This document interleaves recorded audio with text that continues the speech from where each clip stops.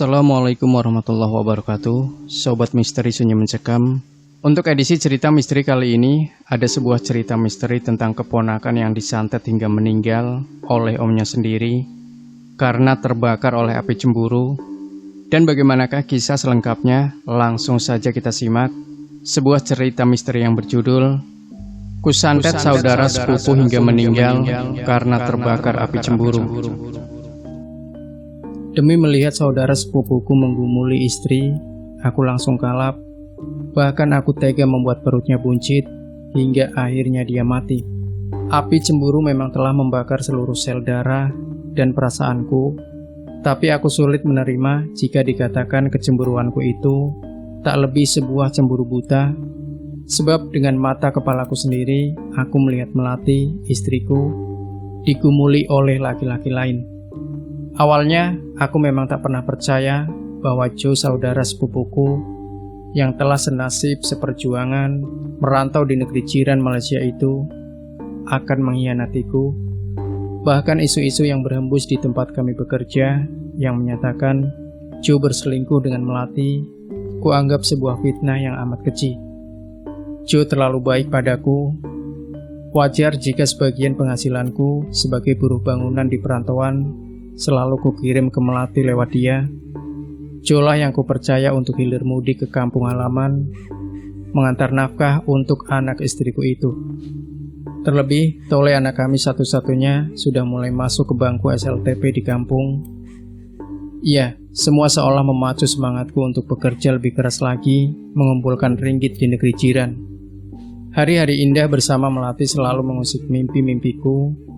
Ada kerinduan yang amat dalam yang hanya bisa ditahan di perantauan. Oh istriku, mungkinkah isu itu benar-benar ada dan terjadi atas dirimu, batinku? Lama-lama aku memang mulai gelisah.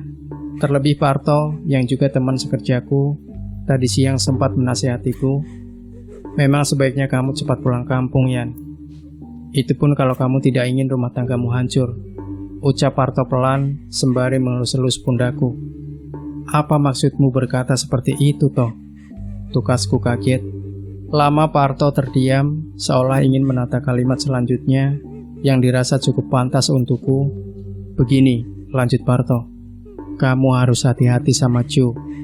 Meski dia saudara sepupumu, tapi laki-laki sama saja. Melati, istrimu terlalu ringkih untuk menghadapi kenyataan berpisah cukup lama dengan sang suami. Dan masa 3 tahun memang bukan ukuran pendek untuk menahan rindu. Parto, aku peringatkan, jika kamu masih ingin menjadi sahabatku, jangan kau ulangi fitnah-fitnah kejimu itu, mengerti? Bentakku. Parto nampak terkejut sekali melihat sikapku.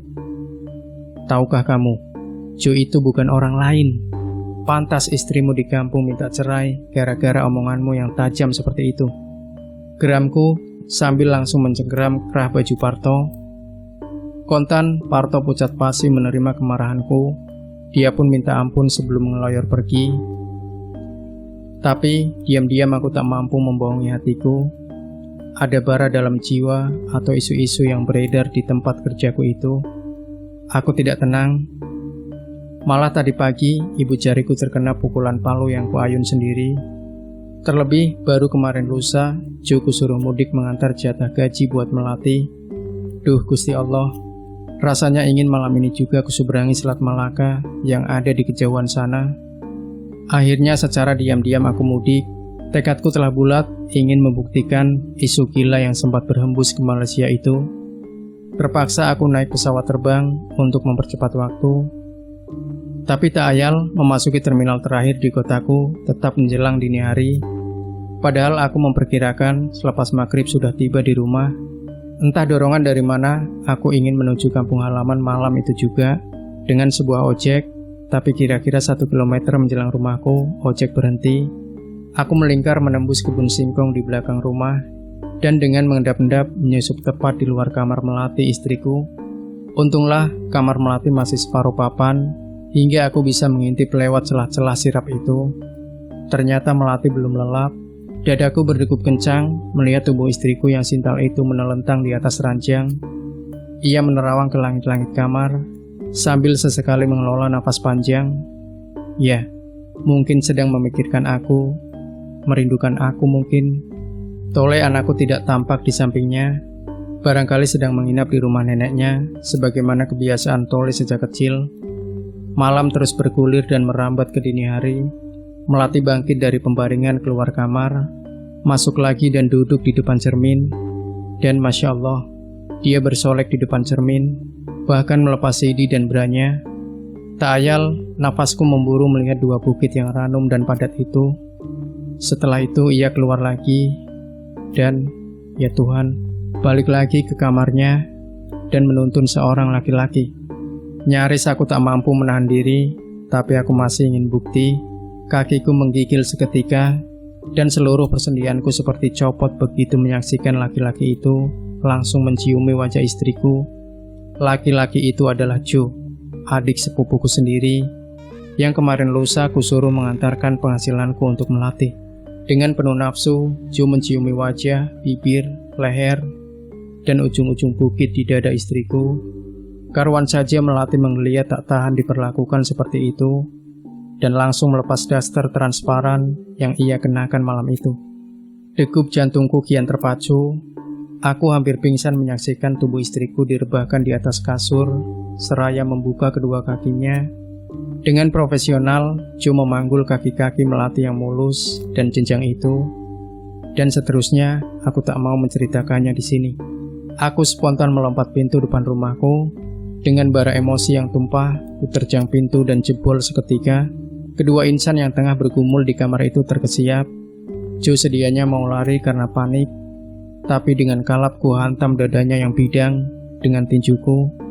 Kemudian ku terjang tepat di kemaluannya hingga ia roboh tak berkutik di bantal. Melati menjerit-jerit. Tapi sebelum aku ambil angka 1000, masih sempat memukul telak ibu dari anakku itu. Selebihnya aku segera mengambil angka 1000, menembus ujung pagi yang masih berkabut. Sesampainya di terminal kota, aku naik bis ke arah timur. Dalam kendaraan itu, aku tanpa tujuan pasti, hanya membawa kehancuran hati. Akhirnya menjelang petang, aku tiba di kota Banyuwangi. Aku mulai kebingungan. Akankah aku terus menyeberang ke Bali, lalu kemana tujuanku nanti? Kebingungan mulai merajuk ke benakku. Akhirnya aku menginap di sebuah losmen kelas Melati. Dari perbincangan dengan sesama tamu, diam-diam aku menyadap inti perbincangan, yaitu soal santet. Kata tamu yang sama-sama menginap di losmen itu, ada tukang santet ampuh di sebuah desa di Banyuwangi Selatan. Dia mau dimintai jasa untuk menyantet siapapun, asalkan dibayar. Tapi praktek itu sangat rahasia karena takut dihakimi oleh massa. Tanpa basa-basi, esoknya aku meluncur ke desa itu. Letaknya cukup terpencil, karena harus naik turun perbukitan dan menyeberangi beberapa sungai. Jarak antara rumah satu dengan yang lain saling berjauhan, hingga tak satupun orang yang menyangka bahwa aku butuh jasa dukun santet. Ringkas cerita, akhirnya aku tiba di rumah dukun santet itu. "Tolonglah saya, Mbah," ucapku setengah merengek. Setelah kami terlibat perbincangan yang cukup panjang, "Saya ini menderita batin, Mbah. Ketika merantau ke Malaysia, istri saya berselingkuh dengan saudara sepupu saya sendiri. Mungkin itu fitnah, tukas laki-laki tua itu." "Tidak, Mbah. Saya tahu dengan mata kepala saya sendiri ketika laki-laki itu bergumul di ranjang dengan istri saya." Lanjutku tak mampu menahan diri terisak-isak. "Laki-laki kok nangis? Tujuanmu kemari untuk menyantet laki-laki yang meniduri istrimu itu kan?" "Iya, Mbah. Kamu yang menanggung segala dosa-dosanya kelak di hadapan Gusti Allah," tatapnya melotot. Wajah laki-laki itu bukan saja angker, sekaligus agak menjijikan. Betapa tidak, wajahnya yang tirus penuh bopeng.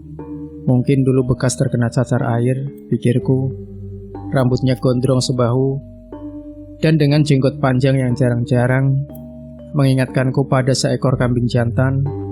Hidungnya agak bengkok, dan tatkala terkekeh, giginya tampak kotor kekuning-kuningan. Bibirnya menghitam lantaran terbakar asap kretek yang terus mengepul. Tubuhnya kurus dan jangkung, tapi tatapan matanya tajam, bak mata elang kelaparan. Setelah mendengar semua penuturanku, laki-laki itu masuk ke biliknya, keluar lagi dengan membawa sebutir telur ayam kampung dan minyak wangi. Diolesinya telur itu dengan minyak wangi, perlahan-lahan namun pasti. Ia mengelus dan mengelus telur itu sembari memejamkan matanya. "Nama laki-laki itu siapa, nak?" Tanyanya masih tetap terpejam dan mengelus telur ayam di tangan kirinya. "Jomba," jawabku. "Hari kelahirannya, kamu tahu?" celetuknya. Aku mengerutkan kening, tapi aku terlonjak karena ingat weton kelahiran si Ju. "Anu mbah, Jumat Pahing." "Iya, Jumat Pahing mbah," kataku dengan wajah berbinar. "Jumat 6, Pahing 9, jadi 15. Wah, ini matinya 15 hari lagi, nak," ujarnya yang membuat bulu kuduku merinding seketika. Di antara ketakutan, aku berusaha mempercayai ramalan itu. Hari menjelang malam ketika Pak Tua itu mengajakku ke suatu tempat. Tempat itu puncak sebuah bukit kecil. Di situ ia mengambil sebuah ubur rampe untuk menyantet, yaitu paku usuk 7 buah yang sama-sama sudah karatan, tengkorak manusia, bumbung, dan keris kecil sepanjang 1 jengkal. Kemudian balik lagi ke rumahnya, membuat sesaji lengkap. Ada bunga telon, kafan, telur ayam kampung, minyak wangi, dan entah apa lagi yang aku tidak mengenalinya. Pak Tua itu lalu membuat boneka dari tepung terigu, mirip adonan roti. Boneka itu diisi mantra-mantra, kemudian digeletakkan di atas nampan bersama ubur rampe tadi. Kemudian dia membakar kemenyan di sebuah anglo pedupaan. Asap dupa mengepul, memenuhi ruangan pribadinya yang sempit. Saya disuruh mengamati 7 butir telur ayam kampung itu. Sekejap kemudian aku terpekik karena melihat salah satu dari telur itu ada wajah si Jo, saudara sepupuku. "Mbah, itu di telur ada wajah si Jo, mbah," seruku. Laki-laki itu membuka matanya dan mencomot telur bergambar Jo itu. Aneh, mirip komputer saja. Pikirku benar-benar penasaran. Telur yang baru dicomot itu dimasukkan ke perut boneka tepung tadi, hingga tampak membuncit atau membusung. Boneka itu sebesar paha yang dilengkapi dengan anggota tubuh, pusar, mata, mulut, dan alat kelamin. "Ayo, sekarang kita keluar rumah," ajak Pak Tua. Aku mengikuti langkahnya, ternyata hanya di tengah halaman. Ia menghadap lurus ke barat, di mana kampungku berada. "Pegang boneka ini kuat-kuat, jangan sampai lepas ya," perintahnya. Dengan wajah tegang, diambilnya 7 paku berkarat itu, dan dengan kejam ditusukkan perut buncit boneka itu. Aneh, boneka itu bergetar, aku kaget, bahkan boneka itu mengaduh dan meronta. Pak Tua itu tak peduli, diambil lagi paku-paku berkarat itu sampai habis, lalu ganti keris kecil, dan semua ditusukkan ke perut boneka. Gila, cairan hangat kental muncrat ke wajahku. Baunya anyir, dan ku ingat-ingat itu bau darah segar. Aku mual dan bergidik, karena boneka itu mengejang dan berkelojotan di tanganku. "Nak, sudah selesai. Kita tunggu 15 hari lagi, dia pasti mati, nak," katanya dengan suara dingin. "Terus terang, Mbah paling benci dengan lelaki yang mengganggu istri orang," tegasnya. Iya mbah." Suaraku serak karena tercekam takut. Entah mengapa diam-diam aku merasa ketakutan, merasa ngeri sendiri jika mengingat-ingat proses gaib tadi. Tapi sudah terlanjur, apa yang akan terjadi, terjadilah. "Berapa maharnya, mbah?" 3 juta rupiah saja. Biasanya 5 juta, tapi karena saya kasihan padamu, ya cukup itulah, nak, kata Pak Tua itu. Akhirnya kurogoh lipatan uang di dompetku, dan setelah kuhitung sejumlah 3 juta kuserahkan kepadanya. Kontan wajah Pak Tua itu tampak sumringah yang serta-merta memasukkan duit itu ke lipatan sabuknya. Setelah itu aku pulang ke rumah. Rencanaku, aku akan menuntut Ju ke depan yang berwajib. tapi keburu polisi menangkapku. Aku dituduh menganiaya Joe dan istriku, sampai Joe dibawa ke rumah sakit.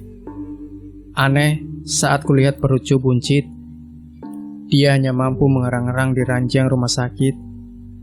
Kata dokter, membengkaknya perut itu akibat tendangan maut di bawah pusar yang mengakibatkan luka dalam pada usus halus dan usus besarnya. Dia harus dioperasi secepatnya kalau ingin nyawanya tertolong, demikian kata dokter. Aku hanya mencibir sinis. 2 hari kemudian, aku dijebloskan ke sel. 2 hari kemudian, aku dijebloskan ke sel tahanan.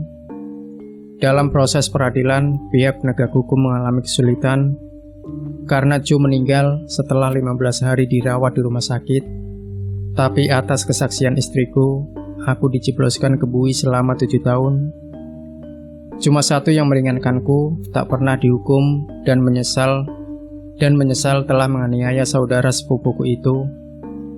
Belum lengkap penderitaanku karena setelah keluar dari penjara, aku harus melakukan proses perceraian di pengadilan agama.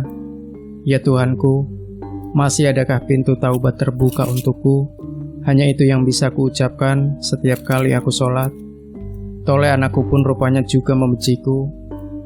Dan itu mungkin karena provokasi dari orang-orang luar, termasuk mertuaku. Bagaimana dengan Melati?